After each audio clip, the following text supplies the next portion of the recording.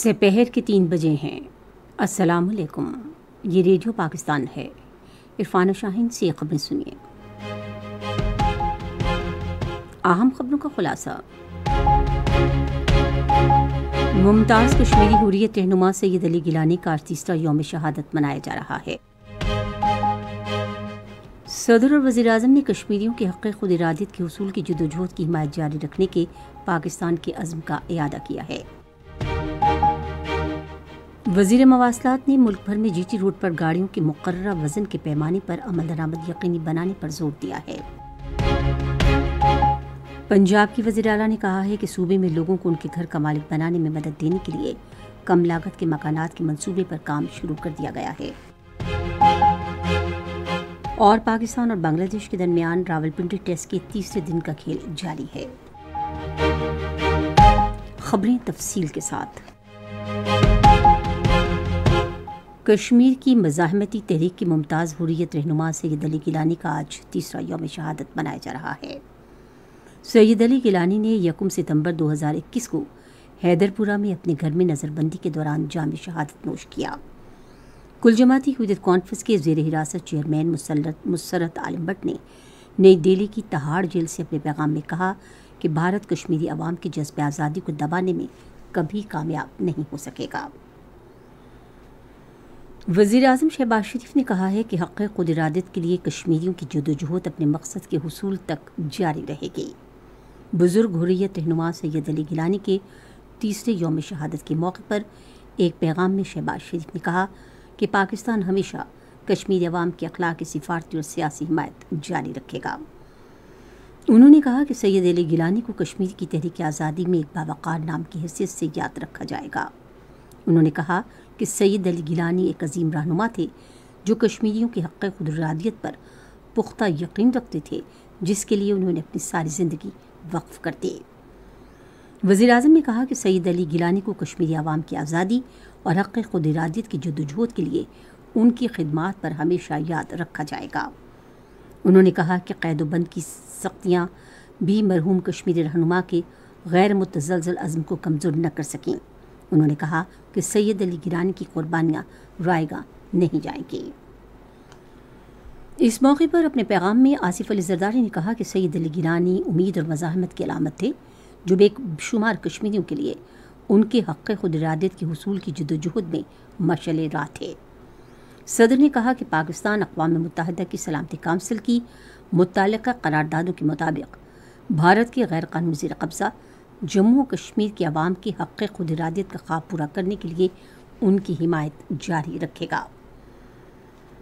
کل جماعتی حریت کانفرنس نے سری نگر میں ایک بیان میں سید علی گیلانی کو خراج عقیدت پیش کرتے ہوئے کہا ہے کہ کشمیر کے عوام اپنے عزم کا اعادہ کرتے ہیں کہ بزرگ کشمیری حریت رہنما اور کشمیر کی تحریک آزادی کے دوسرے شہداء کے نصب العین کو ہر قیمت پر پائے تکمیل تک پہنچایا جائے گا۔ کل جماعتی حریت کانفرنس کے ترجمان نے کشمیری عوام سے متحد رہنے کی اپیل کرتے ہوئے کہا کہ شہداء کو خراج عقیدت پیش کرنے کا بہترین طریقہ ان کے مشن کو آگے بڑھانا ہے۔ حریت رہنماؤں محمد یوسف نقاش، فیاض حسین جعفری اور سید سبت شبیر قمی نے سری نگر میں اپنے بیانات میں کہا کہ تحریک آزادی میں سید علی گیلانی کی ثابت قدمی امن اور انصاف چاہنے والوں کو متاثر کرتی رہے گی۔ بھارت کے غیر قانونی زیر قبضہ جموں کشمیر میں بھارتی فوجیوں نے گزشتہ ماہ کے دوران ریاستی دہشت گردی کی جاری کارروائیوں میں 7 کشمیریوں کو شہید کیا۔ کشمیر میڈیا سروس کے تحقیقاتی شعبے کی جانب سے جاری کردہ رپورٹ کے مطابق ان کشمیریوں کو جعلی مقابلوں میں شہید کیا گیا۔ بھارتی فوجیوں نے مقبوضہ وادی میں خوف کا ماحول قائم کر رکھا ہے۔ انہوں نے کالے قوانین کے تحت 96 شہریوں کو گرفتار کیا، جن میں زیادہ تر حریت رہنما، کارکن اور وکلاء شامل تھے۔ بھارتی فوجیوں نے 5 کشمیریوں کے مکانات اور اراضی سمیت جائیدادوں کو بھاگ کے سرکار ضبط کر لیا ہے، جبکہ 8 کشمیری مسلمان ملازمین کو سرکاری ملازمتوں سے بھی برطرف کیا گیا۔ یہ خبریں آپ ریڈیو پاکستان سے سن رہے ہیں۔ وزیر مواصلات عبدالعلیم خان نے ملک بھر میں جی ٹی روڈ پر گاڑیوں کے مقررہ وزن کے پیمانے پر عمل درآمد یقینی بنانے کی ضرورت پر زور دیا ہے۔ وہ اسلام آباد میں فرنٹیئر ورکس آرگنائزیشن اور نیشنل ہائی وے اتھارٹی کے مشترکہ اجلاس کی صدارت کر رہے تھے۔ اجلاس میں NHA اور FWA کے درمیان باہمی مربوط پالیسیوں پر عمل درآمد کرنے کا بھی فیصلہ کیا گیا۔ وفاقی وزیر نے GT روڈ پر بھاری گاڑیوں کے لیے وزن کے مراکز قائم کرنے کا بھی حکم دیا۔ انہوں نے حد رفتار کی خلاف ورزی، سیٹ بیلٹ نہ باندھنے اور دوران ڈرائیونگ موبائل فون کے استعمال پر چالان جاری کرنے کی بھی ہدایت کی۔ عبدالعلیم خان نے کہا کہ نیشنل ہائی ویز پر کیمروں کے ذریعے نگرانی سے حادثات سے بچا جا سکتا ہے۔ وفاقی وزیر نے NHA اور FWA سے کہا کہ وہ قوانین اور ضابطۂ کار پر سختی سے عمل درآمد کرائیں اور کہا کہ اس سلسلے میں غفلت ہرگز برداشت نہیں کی جائے گی۔ وفاقی وزیر نے سیالکوٹ سے کھاریاں اور اسلام آباد موٹر وے تعمیر کرنے کے احکامات بھی جاری کیے۔ انہوں نے کہا کہ ہر موٹر وے دوہری شاہراہ اور 6 لین کے ساتھ تعمیر کی جائے۔ پنجاب کی وزیر اعلیٰ مریم نواز نے کہا ہے کہ حکومت معاشرے کے کم آمدنی والے طبقات کا اپنے گھر کی ملکیت کا خواب پورا کرنے میں ان کی مدد کرے گی۔ انہوں نے آج لاہور میں اخوت فاؤنڈیشن کے بانی چیئرمین ڈاکٹر امجد ثاقب کے ساتھ بات چیت کرتے ہوئے کہا کہ صوبے میں کم لاگت والے گھروں کے منصوبے کا آغاز کر دیا گیا ہے اور آئندہ برسوں میں اس کا دائرہ کار بھی بڑھایا جائے گا۔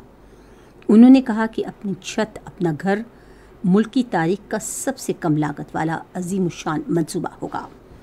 اس موقع پر ڈاکٹر امجد ثاقب نے عوام کے مسائل کے لیے وزیر اعلیٰ کے جذبے کو سراہا۔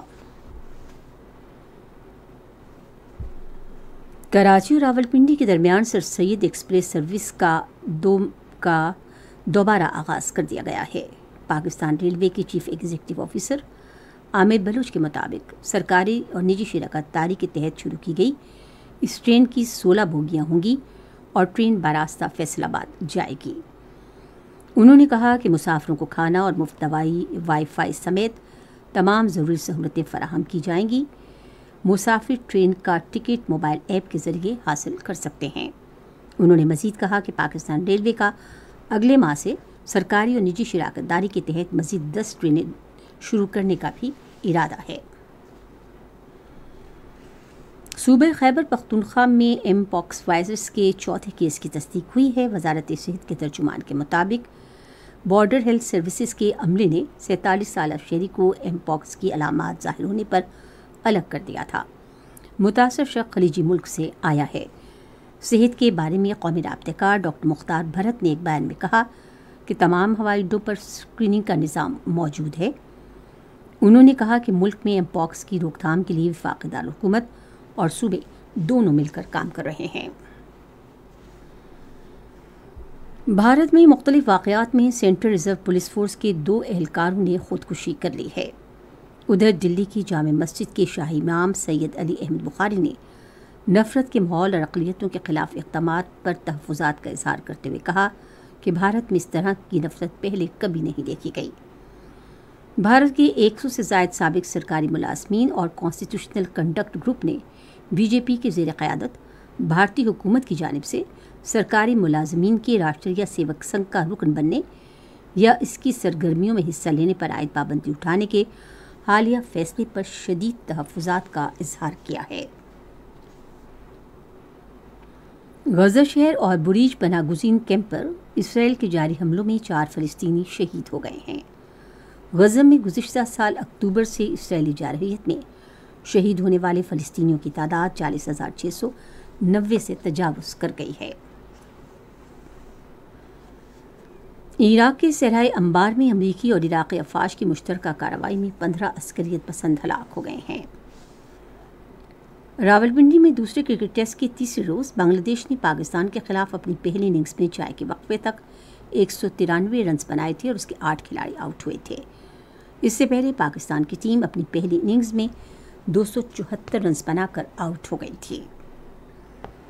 محکمہ موسمیات کی پیشگوئی کے مطابق آئندہ 12 گھنٹے کے دوران ملک کے بیشتر حصوں میں موسم خشک اور گرم رہے گا، تاہم جنوبی بلوچستان، بالائی خیبر پختونخوا، گلگت بلتستان، کشمیر اور ملیقہ پہاڑی علاقوں میں کہیں کہیں تیز ہواؤں اور گرج چمک کے ساتھ بارش کا امکان ہے۔ اس دوران مکران میں گرج چمک کے ساتھ شدید بارش بھی متوقع ہے۔ آج ریکارڈ کیا گیا 22 بڑے شہروں کا درجہ حرارت کچھ اس طرح سے رہا کہ اسلام آباد 34 ڈگری سینٹی گریڈ، لاہور اور مظفر آباد 33، کراچی 31، پشاور 36، کوئٹہ 30، مری 22، گلگت 29، سری نگر 27، جموں 30 اور لیب 22 ڈگری سینٹی گریڈ۔ خبریں ختم ہوئیں۔ مزید خبروں اور تجزیوں کے لیے ہماری ویب سائٹ ہے radio.gov.pk اور فیس بک کے link radio Pakistan news official پر آپ ہماری ان خبروں کی براہ راست ویڈیو اسٹریمنگ بھی ملاحظہ کر سکتے ہیں۔